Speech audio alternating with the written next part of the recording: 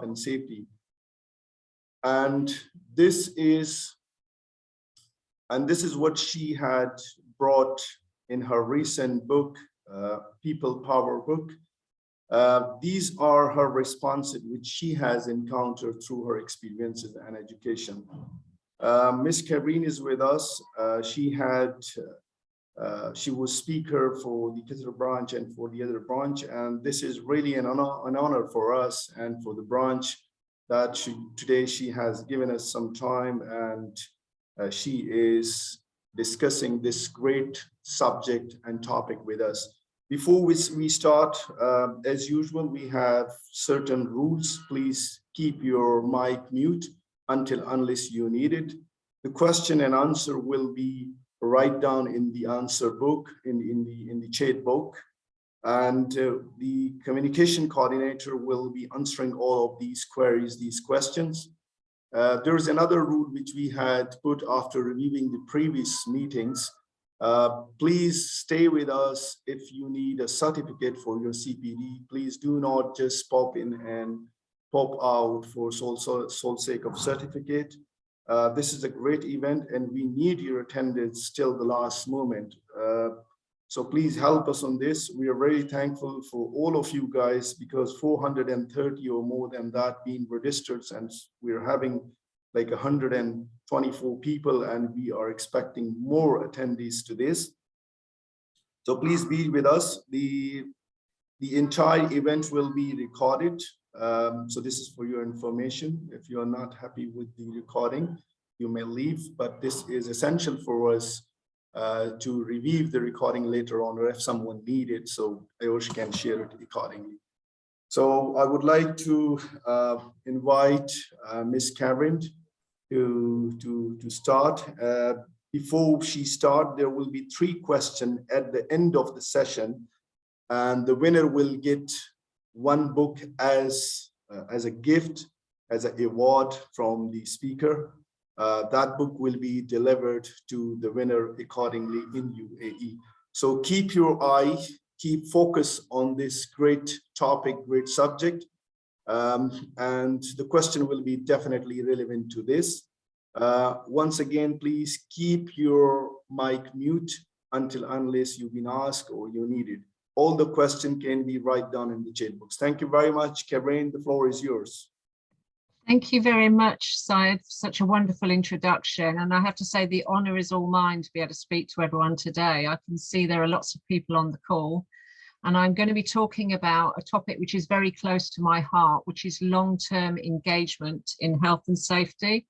It's close to my heart because I've been working in this field for 10 years. So many people work as generalists in health and safety, having to cover a whole range of topics. I've purely been working in the field of engagement, which has allowed me to specialize and to discover a number of secret strategies that I've tried and tested, so I know they work.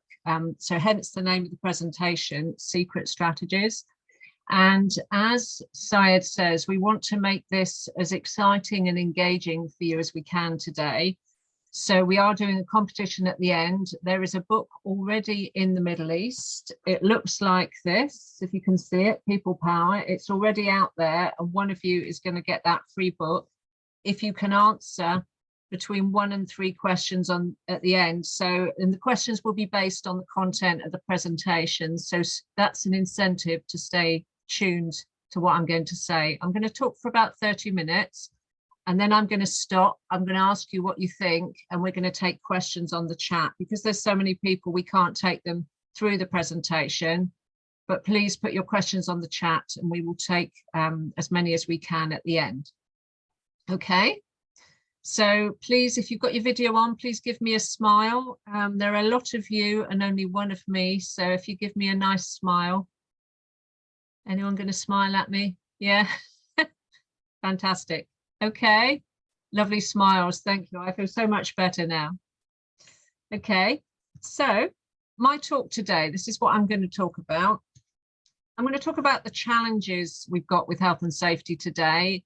It's an amazing profession to be involved in, not without its challenges, and more smiles, absolutely fantastic.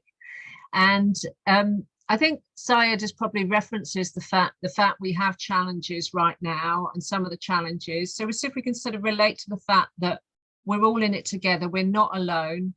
There are a lot of challenges that we're facing. And how do we balance compliance with ownership? So we want both of these things. We want people to comply, but we also want people to comply for the long term, to take ownership. So I'm going to talk you through 3 secret strategies and why they work, how you might do them.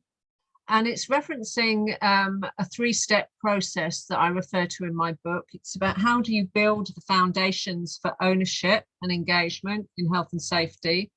How do you create a long-term buzz, so a message that lasts and lasts even when people aren't thinking about health and safety? How do you start to bake these this communication or your messages into company culture, so you didn't have to really keep the communication going, other people are doing it for you? So how exciting would that be, to think that other people in your company are doing all the communication?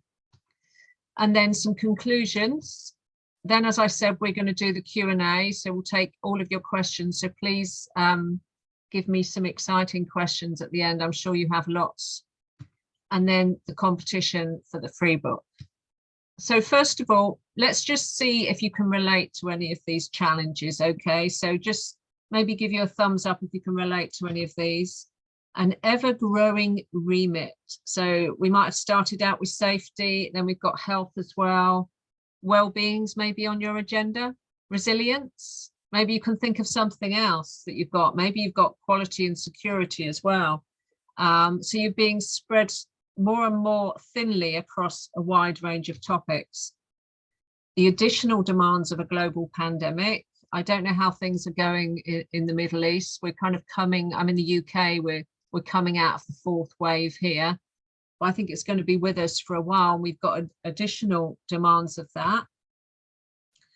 Really, this is an age-old problem that not everyone sees the relevance of health and safety to them, and we'll talk about why afterwards.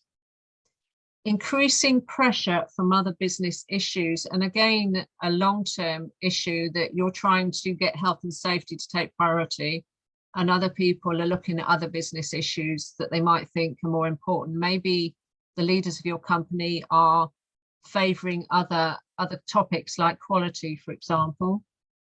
Information and channel overload. So, you know, right now with technology, we've got more and more information coming in and more options on how to view the message. I mean, even right now, you're listening to me, you can see the screen, there's messages on the chat as well. So your brain is kind of jumping about. So how does that affect the people we're trying to communicate to? And then the negative image of health and safety. Now, I don't know, it would be great if we did a poll here. We're not going to do a poll, but I wonder how many of you think that health and safety has a negative image. If anyone wants to give me a thumbs up or a sign, if you think health and safety is a negative image. And it's really understandable. I can see, yeah, I can see a couple of hands up. So this is why I think it's got a negative image. So, I don't know if you've heard of the stories of Winnie Pooh. I have a 2-year-old daughter and she loves Winnie the Pooh. And there are a lot of wisdoms from Winnie the Pooh, and this is one of them. They're funny things, accidents. You're never having them till you're having them. This made me laugh when I saw this, because actually it's completely true, because nobody wants to think about having an accident. It's kind of that thing that happens to somebody else. It's never going to happen to me. And that is human nature. So it's not a bad thing to think that way, but we're trying to communicate a message to people that don't want to think about having an accident. Why would you? We want to think about happy things. So unless it's happened to you or someone close to you has had an accident, you're maybe never thinking about having one. And it also comes from, traditionally in health and safety, we tend to focus on what's gone wrong, because we're looking at what's gone wrong to guide us on how we might do things differently next time. And when you focus on what's gone wrong, how does that make people feel? Actually, it makes people feel a little bit stressed. If I was to start talking to you now about what you know, the things that I've done wrong in the past or the things that you've done wrong, it probably maybe send you a little bit into fight or flight when your anxiety levels go up. And we actually feel a lot better when we focus on things going right. So that's a bit of a conflict with health and safety, because we're focused on things going wrong, but people feel better when things go right. So this is one of my favorite quotes, which really sums up our whole approach when we communicate with somebody for health and safety. People will forget what you said, they will forget what you did, but they will never forget how you made them feel.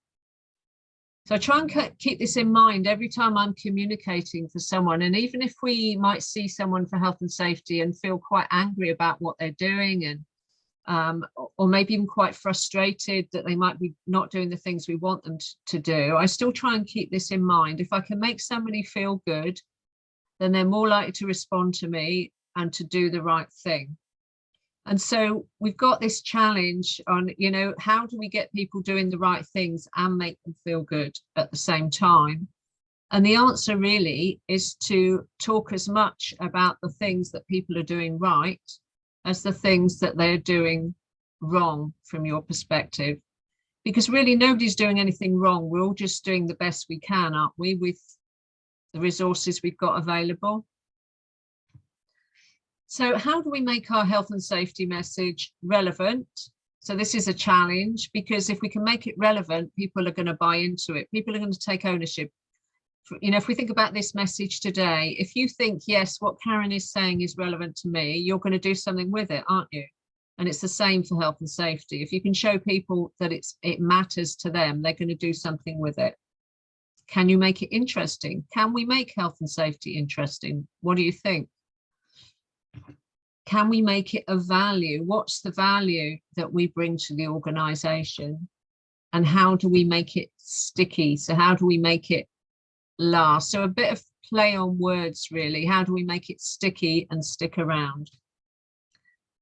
So for me, the key is in this diagram here. And when I first started working in health and safety, it took me probably a couple of months to figure out this is what is really going on, that you're trying to really imagine this is like a set of scales, and you've got 1 foot on one and 1 foot on the other. So this is what you're trying to balance. So imagine yourself standing on these scales.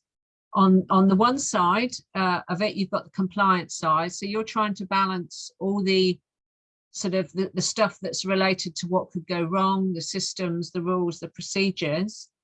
And on the other hand, you've got your foot down on the lever on the transformational side, trying to get people to take ownership. So you're trying to get people to do something, but you're trying to get them to do it for themselves. So you've got to really do more of these 3 things. So you've got to do a lot of listening to people, coaching, and inspiring them. So just think about right now, if you've got a pen on you, you know, write it down, or think about maybe think about it in your head. If you had to put a percentage next to the time you spend on these 2 sides of this equation, you know, where do you spend your time? Is it 20-80? Is it 60-40? Is it 50-50? You know, how much time do you feel you spend on here? And I'm not going to tell you what the right answer is. I think it's a personal thing, and it depends on what's happening at your company or your site. It might also depend on the culture, you know, whether people respond better to, you know, the systems, rules and procedures. I think it's human nature to need a bit of both, and some people respond better when you're working on the right side. And definitely as a health and safety professional, if you know how to listen well, to coach people, so ask them really good questions, if you know how to inspire them, then they're more likely to do the things on the left. So actually, if you put your foot down a little bit on the transformational side, you're probably going to automatically increase the transactional side. Hopefully that is making sense. We will find out at the end when you ask me questions. So I'm now going to show you the 3 strategies really for getting ownership. So just going back here, I said really, I'm not going to tell you the right thing to do. My view is if you can lean slightly more down on the right side, or it might be your left side on the screen actually, but slightly more down on the ownership side, you're automatically going to increase the compliance side. So how do we lean down more on that ownership side? So there are 3 strategies you can use. What we tend to do automatically when we want to communicate for health and safety is we tend to go straight for this middle bit, buzz, all about communication. Right, we've got these rules we want to tell people about. Let's just go out and tell them.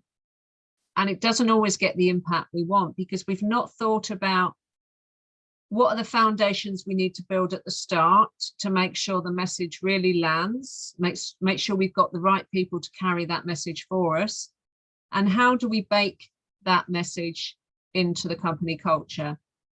So you're looking to create a buzz, but you're looking at how do you design that buzz in and how do you bake it in. So really, you know, that concept of designing safety in, we're doing exactly the same here. We are designing communication in for health and safety so that it becomes long lasting.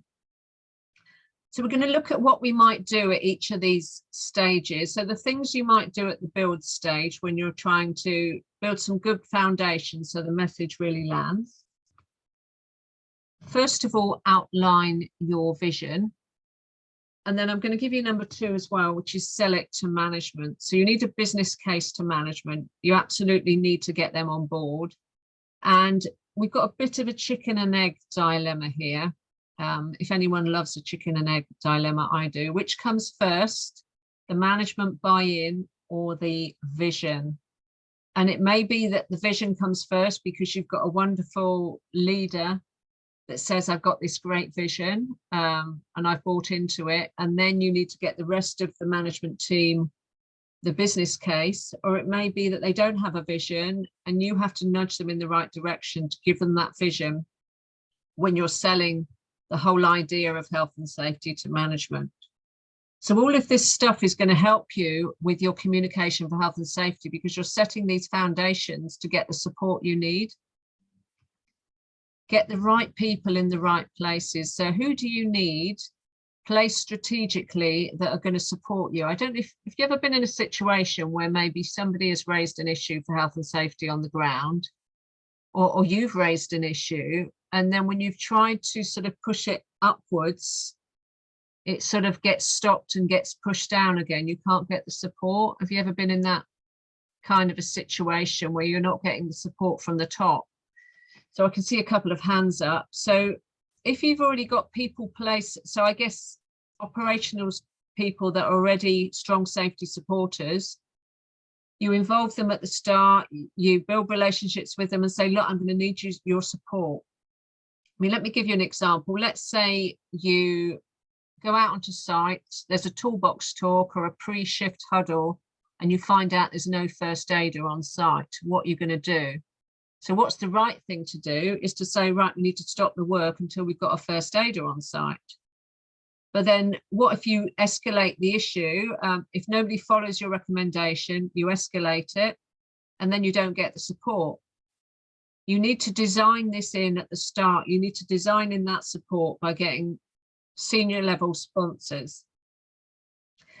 And also to build win-win partnerships. So look at who do you need across the organization. So not just the operational people, you might need people in HR, anyone that's connected to people, communications, training, learning and development, anyone that's sort of influencing a large amount of people.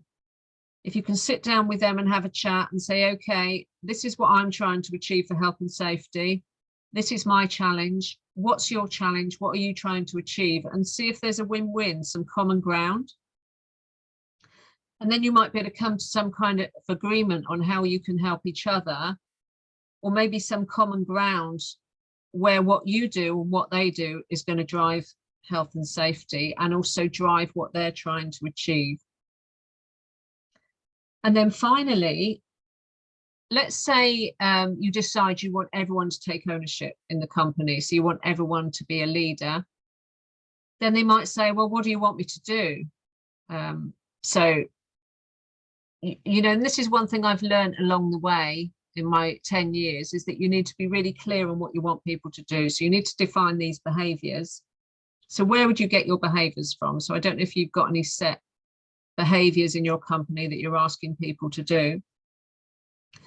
Here are some examples that I used within one company, and I'm going to show you how I developed them.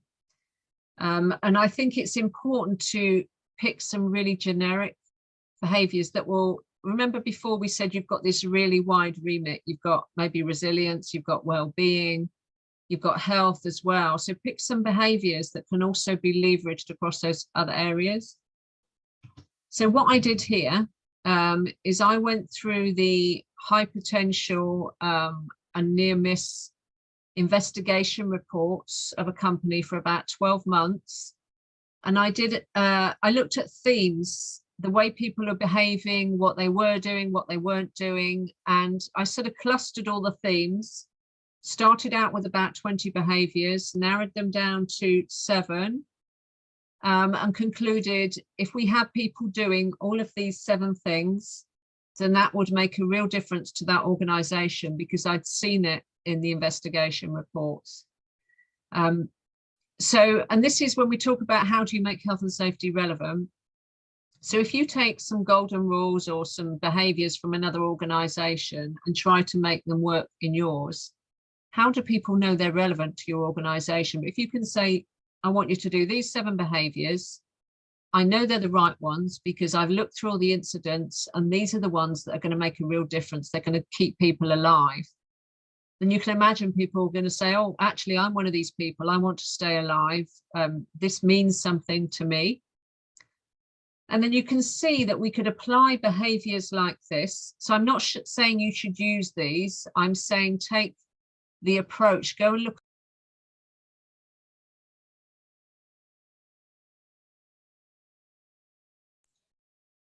Can you hear me okay? Everyone hear me? Yes, go ahead. Yes, Yes, go ahead, Karen. Go ahead, please. Fantastic. Okay. So I'm going to show you now how we could apply them across well-being. So just have a little sort of visual remember of these 7 behaviors, and I'm going to show you what they look like for well-being. So we don't want to have to do a separate strategy for well-being. And people often ask me, how do we integrate well-being? Because if you do a separate strategy, you're not going to leverage the gains from finding the common ground. So the first one here was prepare to work safely. So that could be self-care before the work begins. You know, so we've started work today at this meeting. What did you do this morning to look after yourself? You know, we could do a check-in at the beginning of meetings or at the beginning of people arriving on site, and just a reminder on what self-care means. You know, did you get enough sleep? Are you eating right? There's a lot of information out there. The second one here was lead by example for safety. We hear that a lot. And here we've got role model well-being. So if you're role modeling well-being, what are you doing? You're taking breaks. You're making sure you've got enough sleep. You're maybe challenging people that are not looking after themselves, or if they're not well enough to be working safely. So all of these things, these behaviors, you can see you could apply across well-being, and if you took them, you could apply them across health, resilience as well. So not only have you got behaviors that are relevant to the organization because you've been through the incidents, they can also be used across the organization. So then after we've done those 5 things, we're going to start really doing the communicating. And I'm just obviously not going into all the detail here because we've only got 30 minutes, but I've just picked out some of the things that are really key. So we talked about having a vision. And here are the 6 things that I think are really important when you're communicating health and safety. And I'll show you how this works. So people want to know the big picture. They want to know the vision. Why are we doing this anyway? They want to know identity is their role in it. Okay, so I buy into the vision. What's my role in this? What do you want me to do? And then values. Okay, why is this important? Beliefs. What do I need to believe to do what you're saying we want to do? Because beliefs are big drivers of behaviors. If you think about, I don't know if anyone can remember, back in the 1960s, if anyone is old enough to remember that, there was a guy called Roger Bannister who broke the record for a mile. He ran it in less than 4 minutes. And the medical doctors said it wasn't possible to run a mile in less than 4 minutes. It wasn't physically possible. But what happened is once he broke through that boundary, he believed he could do it. He did it. He ran it in less than 4 minutes. And in the following 3 weeks, 4 or 5 people broke that 4-minute barrier as well. So if you believe you can do something, it's going to impact your behavior. Okay, so these 6 things are really important.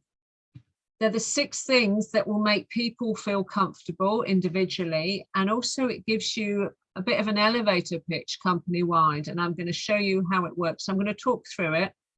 So if I was getting into an elevator with somebody that said, I don't know, I don't see the point of health and safety, I might say something like this. At our company, we believe that we can be the safest company in our industry. So that's the vision. But to do that, we need everyone to play their part and to be a leader for health and safety. So that's the identity. We're doing this because we believe that being safe and well at work is a human right. Everyone has the right to work safely and be well at work. So that's the values. In pursuit of our vision, we all hold the belief that it is possible to prevent every single accident. So that's the belief. And then the behaviors, and the way we're going to achieve this is everyone needs to adopt these 7 behaviors that we've got. And then in doing that, what we're going to end up with is a speak up culture. So one of the behaviors is intervene. So everyone's going to be able to speak up.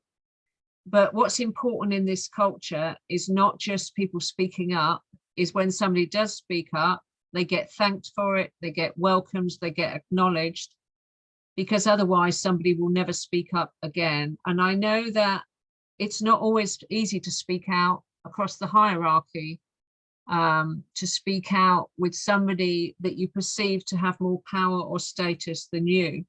But it would be a lot easier if you did it and somebody and your boss said, that's exactly what I want you to do. So you need to have this reciprocal arrangement here. So these 6 things are really important to create a company-wide message on health and safety. You need the vision. People need to know their role in it. They need to know why it's really important, what they need to believe, what behaviors they need to do. And you need to work to create a speak up culture so people can speak out, but they get that reflected back to them. People say, that was really great that you spoke out. Okay. And just to say, I have done some work in the Middle East, and I'm very aware that it's not easy to speak out. And what I found makes it easier is, you can just develop a really simple process and also create safe words to allow people to speak out. So if anyone asks me that question at the end, I could go into a bit more detail there, but I think you've got language barriers as well. So you need to make it as simple as possible and really to create safe words to allow people to speak out. Otherwise, you could have challenges trying to work across the hierarchy. And then the other thing you need to do, remember I said that there were 3 things we needed to do to sort of push down on that ownership side. And I hope you're keeping note of these things for the competition at the end. And one of those things was inspiration. And inspiration is one of those words that you think, well, I don't really know what it means. I know when I'm inspired, okay, that person really inspired me, but what is it that they're doing? So, and we really need to inspire people if we want them to adopt health and safety. So I don't know if anyone is watching the Winter Olympics right now. Give me a sign, maybe a hands up if you're watching the Winter Olympics. There are some amazing stories of inspiration there. There are people that are of coming back after an injury. If anyone likes sport, I don't know if you do winter sports in Dubai, if there's anywhere you can snowboard or sandboard or but yeah, I can see some hands raising. So I've been glued to the Winter Olympics because you can really start to break down what inspiration is. And inspiration is when you can see people have been through a struggle and you can really relate to that. And I'm going to give you some examples of this. People can really relate to a struggle because it's human to struggle. And when you hear about someone else struggling, you can think, I really understand that. That connects them to me because I've been through a struggle as well, because life isn't easy. There's a turning point in their head where they realize things need to change. And then they make a breakthrough. So the reason I'm talking about this is that the more you can tell stories that inspire people, the easier it will be to embed your health and safety messages. So I'm going to give you an example of what I mean. So this was me working as an interpreter at the United Nations in a past life. And although I'm smiling in this picture, I was going through a huge struggle. I found it really stressful. I was interpreting from French and Spanish into English. I used to feel physically sick before I actually got in that booth and put the headphones on because I was so frightened of making a mistake and getting things wrong. So I was really struggling. And what I was struggling with is that I trained to do it. Imagine you've done, years of training. It took me 3 attempts to pass the exam to get in there. And I realized I wasn't enjoying it. So that was my struggle. The turning point for me was when I started working part-time at the same time in health and safety. And this was me on the way back from 2 weeks training coaches in Brazil at manufacturing sites. I'd worked so hard and I was so happy that I just said on the way to the airport, please just put me on the beach and take a photo so that I can say I've been to Brazil. And my realization was that I could make people feel good and get them engaged in health and safety. So the turning point was when I finished that 2 weeks in Brazil, and the realization was really about the need to focus on ownership. So that was a story, and people get inspired really when somebody has had a human struggle, they've learned something and come out the other side. So how do we do that for health and safety? Well, there are people all around you in your company who will have struggled, either people that are struggling to understand why health and safety is relevant to them. Maybe something happens to someone close to them and they have a turning point and they think, actually, this is about me. Health and safety is about me. And the breakthrough is when they realize that they need to talk about health and safety. You may have people in your organization that you think you'll never convert to health and safety, you'll never get them interested. But if you can show them, if you can encourage them to get to that turning point and the breakthrough, then they will inspire others. So the final strategy, and I'm just going to speed up a little bit now because I realize we're taking quite a lot of time, but you can come back to me on the questions, is how to embed your behaviors. So very simple. Look throughout your organization and write a list of the touch points. So where could you include your message? Who else could carry your message? Is it in HR appraisals? Is it in team meetings? Is it in business development bids and pitches? Where could you get your behaviors in there? Make contact with the people. You've already, in the build stage, you've already built up relationships with people, and you say, I want to help you with your job and include our messages in what you're doing. Provide them with a toolkit. So do they need some PowerPoint? Do they need some posters? What do they need? Do they need the text? And then embed it in the processes. So build Buzzbait. You can use it as a sequence or as a cycle, because the reality is you might get to Buzz, realize you've not done enough building, you might have to go back. And some of the build will already make the bake easier. So you sort of might be cycling round a little bit as well. So I said inspired by the Winter Olympics. That's why I've got this picture here. What do you think? I'm ready for your questions. Are there any interesting questions, Syed?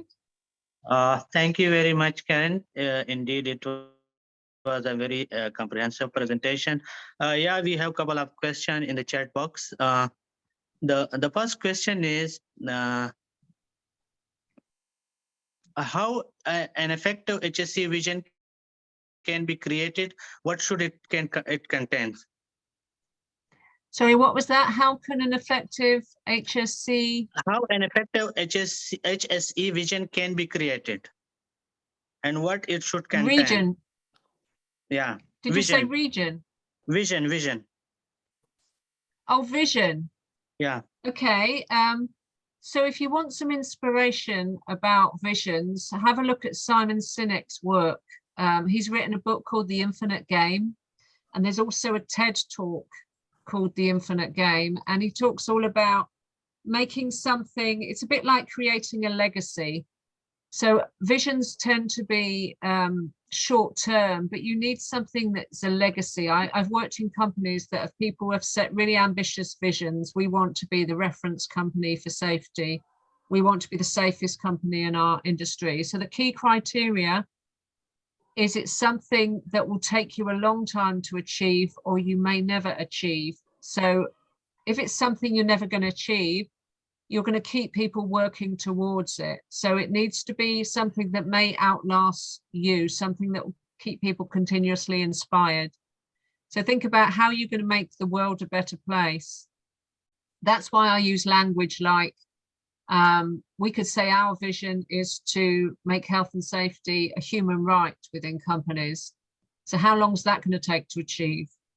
20 years, 30 years, 50 years? And it's really going to get people excited, thinking, I want to be a part of that. Okay. During prolonged COVID-19 pandemic situation, what's primary strategy for business continuity apart from build Buzzbait? Is the downsizing or cost-cutting strategy suitable formula in this situation?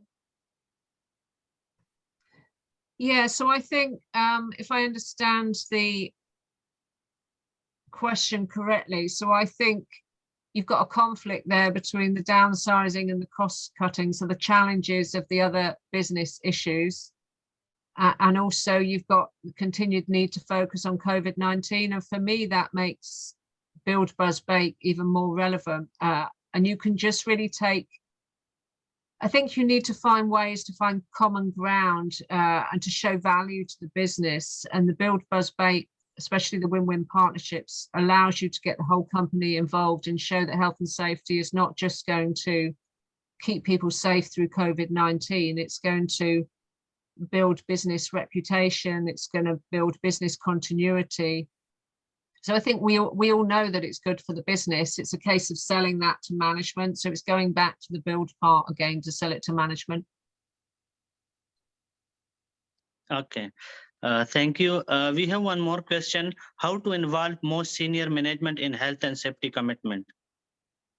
How to involve them? Okay, so I think the best way to do that is to get them to experience health and safety. So you can stand up in front of them and you can say, this is what we need to do, this is why it's a good idea. But if I can, what I try to do is get them all in a room and do something more inspirational, so some storytelling. I think if you can get some really good stories, you know, I have stories that I can tell about loved ones and things we could have done differently. If you tell people a story, a good story, they will change behavior in an instant. So I firmly believe that get them in a room and ask, you know, it's a really simple exercise, is go around and ask everybody to just tell a story of why safety is important to them. And everyone will think of a story, particularly during COVID-19 times. And you will see everyone inspiring everybody else, and then they will just get it, you know, why we need to focus on it. Obviously, you've got the business case as well, but really get them to experience the emotion side of health and safety. Okay. When you work in a risk business and the safety and the safety is not integrated or it's new in the organization. Okay. So how should we implement this? Yeah, so I guess low risk people aren't seeing the relevance of health and safety to them, and potentially you haven't got the incident profile. So I think my instincts would tell me to then go outside of the organization and find statistics from similar industries. For example, in low risk industries, you've still got risks there like slips, trips and falls, and you can find statistics that show that it is possible for people to lose their lives just falling downstairs. You've also got, you may have a low risk industry, but people are driving to and from work, which is one of the biggest risks we face. So I think you may have to go outside if you haven't got the stats, you know, to create that sense of urgency.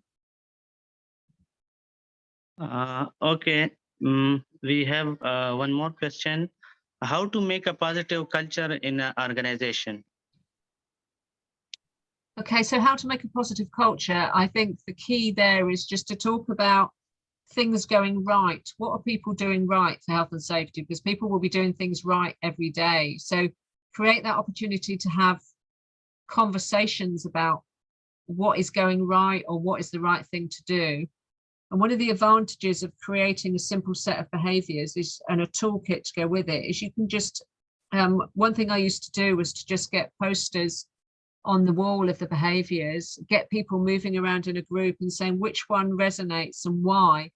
And people will start telling stories about why they think they're important. So you get people engaging and talking positively. So it's all about the conversation, creating that opportunities for the conversation before things go wrong. Okay, thank you. We got one more question. Can you explain 5 well-being terms that you used? Sorry, can I explain the well-being, the behaviors? Yeah, 5. Yeah. Yeah, so what I did for well-being, so when I designed a set of behaviors, I tried to word them in a generic way so they would also apply to well-being. So you just have to think a bit laterally, really. So for example, that first one was prepare to work safely. So for safety, we think about what do we do before the work starts? So we think about risk assessments, maybe a safety huddle, maybe a toolbox talk, whatever we do, you know, following the method statement. So what do we need to do for well-being before the work starts? So, you know, what are the fundamentals we need as human beings to function? We need to be well rested. We need to have slept well. We need to eat the right food. We need to get exercise. So there's plenty of research on the things we need as human beings to function well. So you could just have a, you know, that creates the opportunity for a discussion like a safety huddle, you know, how are we doing with our safe care? So you can just self-care. So we can just take those same behaviors, just think a bit laterally, how would they apply to well-being, and use them in the well-being context as well. So then you're not trying to create a separate program for well-being. Okay, we have one more question. What should be ideal role for an HSE professional in a workplace where management is not committed? So when management is not committed, yeah, that is a really difficult one to know what to do when you've not got the commitment. I always think about maybe focus on where you have got the commitment. Look to see if is there one person in management that does have the commitment that you could get to influence the others, and think about what is it that they're not seeing that you're seeing. So it'll be hard work. But if you can sort of, I guess, find your opportunity to get them involved in the storytelling, as I mentioned earlier, you know, and get them to see the personal side of health and safety. So 2 things, either get them involved in discussions around health and safety, or get the one that has the most influence, the one that has bought in, to influence the others. Okay, one more question. How can you convince the managing director or management for allocating the budget for safety? Again, I think it's a business case. So Okay, we will move on. Last but not least, how will we what to do if management don't want to listen anything they need, just don't care, they hire HSE professional to just fulfill the client's requirement, and they think that only HSE guys are responsible for safety. So how to convince them that the importance of safety? yeah, so I think they're not seeing the value that health and safety is bringing to the business as a whole. They're seeing it separate. So I think, again, going back to the business case, in my book, I talk about you know, the impact. There's a lot of research been done that shows the impact of safety on performance. That there's a story of, for example, Paul O'Neill at Alcoa, who turned his company around by simply focusing on safety. So there's a lot of evidence out there. There's some evidence showing the link between safety, culture, and performance as well. So it's about sort of raising awareness with them. It's a lack of awareness. Thank you very much. That's it from my side. Sayed, the show is with you. Thank you. Thank you, Ken. Thanks, Asif. Okay, Cameron, can you please quickly show the last slide where we have 3 questions and the participant can write their answer and can win a book for themselves? Can you Brilliant. please? I will do. And before I do, just to say that some of the questions that you asked me are, I'm making it sound easy, but there are no quick fixes for health and safety. But I always find it, there are many, when something doesn't work, there are many other things to try. So keep trying, and hopefully something I've said today will give you some inspiration. So, Sure. Competition time. If anyone likes a competition, I do. I think it's good to nurture our inner competitive streak. So can you answer these 3 questions? So we're going to ask you to put the answers to these 3 questions on the chat. If you don't know them all, just answer the ones you know, because it may be that no one person gets all 3 questions. So we will have a look afterwards. We'll give you a couple of minutes to answer these, and then we are going to pick a winner after the meeting has ended. So please give this your best shot, because anyone could win this. First question.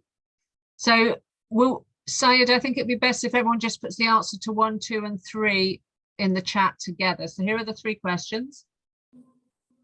Yeah. So, ladies and gentlemen, these are the 3 questions for today's competition, and we will appreciate your answer in the chat box. So we will be just giving you 5 minutes time, or that could be 10 minutes time. Now it is 5:50 as per the UAE time. So by 6 o'clock, we will wind up the meeting by thanking you all. So before that, you got 5 to 10 minutes. Please write down your answers in the chat box, and we will nominate one of the winner, and he will get the book definitely.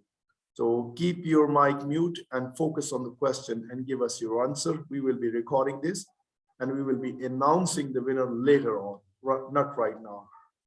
Thank you very much. Stay with us, please. Fantastic. And I am watching the chat, and I can see the answers coming in. So I'm going to be looking for a winner.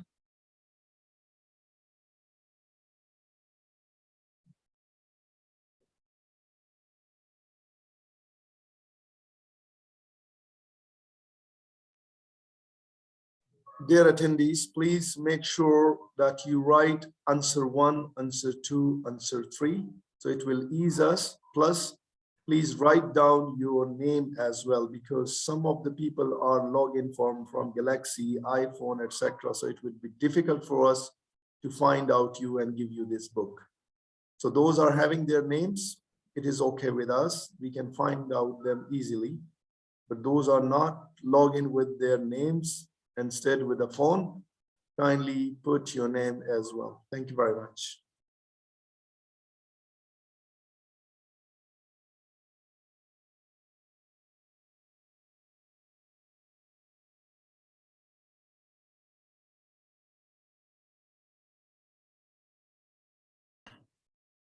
Very good and very inspiring.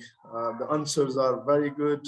I'm delighted to see, and indeed Karen is delighted as well. She's smiling to see these great answers. And I think these answers are the accuracy that you had well attended this event, which is really a great moment for us, that you guys were focusing rather than just attending and for the sole sake of CPD certificate, etc. So we are very glad today that your involvement and full focus being given to this meeting.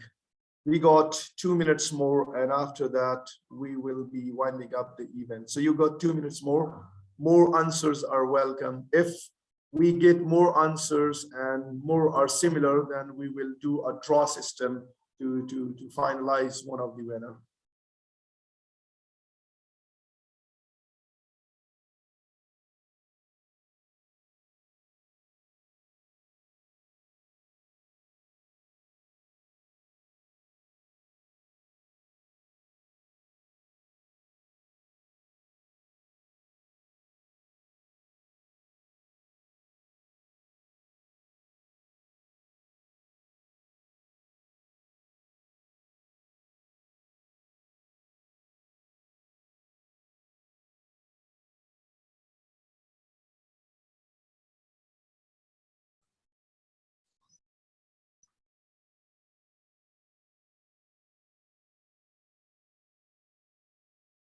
There's definitely a winner in there.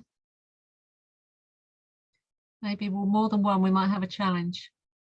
This is too good. Yes, exactly. That's what I said, that there will be more similar good answers. So we will do the draw system for them. We will pick the names in one of the box and we will remove one of the name. And then we'll see who is the luckiest person to get this great book free of cost at their doorstep. Yes, because somebody did put in the chat, where can we get more inspiration around these 3 questions? Well, it's in there. The book, yeah.